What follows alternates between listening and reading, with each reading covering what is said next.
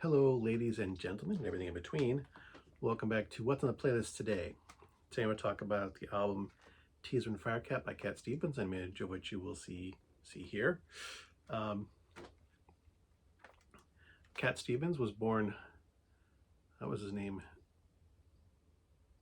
So his name is Stephen Giorgio, I think, or Grigio. British of Greek descent. He did in the 90s change his name to Yusuf Islam, but since he was going by the name, he changed his name to Cat Stevens to be a performer. And since that's the name I knew him best by, and that's the name he was going under when these albums were released, that is how I will refer to him. Take it as it will. I mean no disrespect to him, but again, this is how I grew up with him. So we're gonna do it this way, I guess. Cat Stevens was known for his ballads, the fact that his music was very spiritual in a lot of ways. He considered himself a man who was on a spiritual journey, trying to find his way, find out what worked for him, which is how eventually, he was given a copy of the Quran and converted to Islam and changed his name. But that was decades after this. This album was released in 1971. I went off on a tangent there. Old men do that. This was Cat Stevens' 5th album, and at the time it was one of his best performing albums. It was most successful. It peaked at number 2 in both the US and UK charts. It has the hits Morning Has Broken, Moon Shadow, and Peace Train, which were all hits on the radio, although I have also heard Tuesday's Dead on the radio. The other one's not so much. I mean, I've listened to the album a lot, so I know the songs well enough. But there's only 4 songs I really recall hearing on the radio, during my youth. Like his other albums, and like as I mentioned, these songs, a lot of these songs have a spiritual element. Most noticeably, Peace Train and Morning Has Broken. Morning Has Broken is actually a hymn, which he put to music, or his own music. Despite the film's commercial success, it didn't do well with critics, which I thought was interesting. He was basically critically said that his music wasn't as intricate, and his lyrics weren't as intricate as other performers in his genre at the time. Gordon Lightfoot, James Taylor, were both more musically and lyrically intricate. And his songs are much more, more simple, which is not necessarily a bad thing. But that was how the critics viewed this album. It's like he's not really broadening his horizons. He's just sticking with the formula, writing what he loves. Which, again, I'm not going to fault him for. I can't write music. Teasing the Firecat, there was also some animation done for the album. Cat Stevens also wrote a book to accompany the album itself called Teaser and Firecat. The book did not come with the album when you purchased it. It was a separate purchase, but it was a story of a young boy, Teaser, and his orange cat, which he named Firecat, and their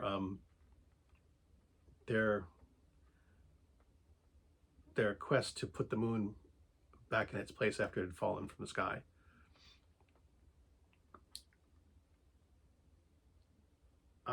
Usually when I talk about albums, I usually go back to like the first album, the oldest album I have in my collection, the earliest produced album. Growing up, my parents only had 3 Cat Stevens albums: Monoboy Jackson, Tea for the Tillerman, and Teaser and the Firecat. His 3rd, 4th, and 5th albums. They might have had Catch Bullet 4, but I'm not sure. I know they had those 3, partly because I found, as a kid, I found the album artwork very, very striking, very colorful. But I did want to talk about this album particularly, mostly because of the song Moon Shadow, and how, as a child of 5, the song just creeped me right out. For those of you who aren't familiar with the song Moon Shadow, Um, I'm Being Followed by a Moonshadow is the chorus refrain. It's repeated over and over throughout the song. But as the song progresses, the opening lyric is, "If I ever lose my legs, I won't moan, I won't beg." I guess if I ever lose my legs, I won't have to walk anymore. But as the song progresses, the singer talks about losing other body parts. If I ever lose my legs, if I lose my hands, if I lose my eyes, if I lose my mouth. And as a small boy, it creeped me out. I mean, I love the song. I love the chorus refrain of Moonshadow, but once I actually paid attention to the lyrics, it was just like, this is a person who is falling, who is like losing parts of his body. And I was too young to appreciate or understand the symbolism of the song. I was taking the lyrics literally. So as much as I love the song, and this is one of my favorite albums as a kid, you know, if I had to, at the age of like 6 or 7, if I had to name my, you know, top 20 albums, this would probably have been on it.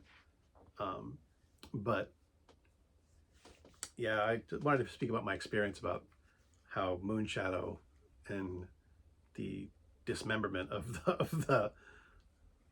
the main protagonist of the story really creeped me out as a kid. I still love the song. I still love the music. And, you know, I have, you know, a lifelong passion for Cat Stevens' music. I've always loved his music. My one complaint is that, and this is going off at a tangent, and might be why I still refer to him as Cat Stevens instead of Yusuf Islam, is that he stopped making music when he converted to Islam.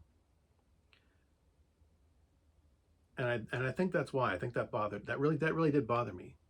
It's like he had a gift. He made people happy. And he shut that aside for his own personal reasons. Some of which I understand, and to a certain degree agree with.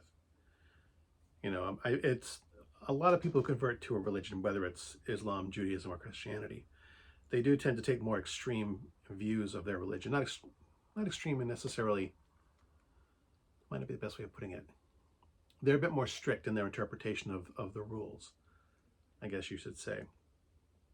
You know, and he sold his guitars. He gave up his fame. You know, he felt that, you know, seeking fame and fortune in the limelight was against his new religion. And to a degree it is. You know, he embraced humility, and there's something to be said for that, which is certainly laudable. But, you know, he had a gift that he shut away, misinterpreting what that gift meant. And I think that's the only thing I ever had against the religion of Islam, is that Cat Stevens stopped making music. When he became Yusuf Islam, that Yusuf Islam stopped making music, in the belief that he couldn't do it without seeking fame. It took him 20 years. And for someone to tell him that he can do this, it was a fellow Muslim who told him basically what I've just said. It's like, you had a gift. There is no harm in sharing your gift to the world. You know, it's not, you know, it's not about seeking fame. It's about spreading joy and peace, which you can do through your music. And I was very pleased when Yusuf Islam began making music again. And I guess I didn't realize how much it meant to me, you know, until he stopped making music and then started making it again. How much his music has meant to me over the years. You know, this is the music of my childhood in many ways. This and other performers as well. You know, I've mentioned James Taylor and the Beatles. Have I mentioned Carole King? Cat Stevens, the Simon and Garfunkel. you know, the Grateful Dead. This is the music I listened to before I was even 10 years old, before I was able to make my own decisions. This was all just the background noise of my toddlerhood, basically. This was the background music I grew up with. And I've rambled on to become a bit personal, which old men are allowed to do, I suppose. I love this music. I would highly recommend it if you prefer softer, slower ballads. You know, a lot of acoustic guitar work, which I also love. That's it. As always, thanks for watching. As always, my stuff is crap. And until next time, good hunting.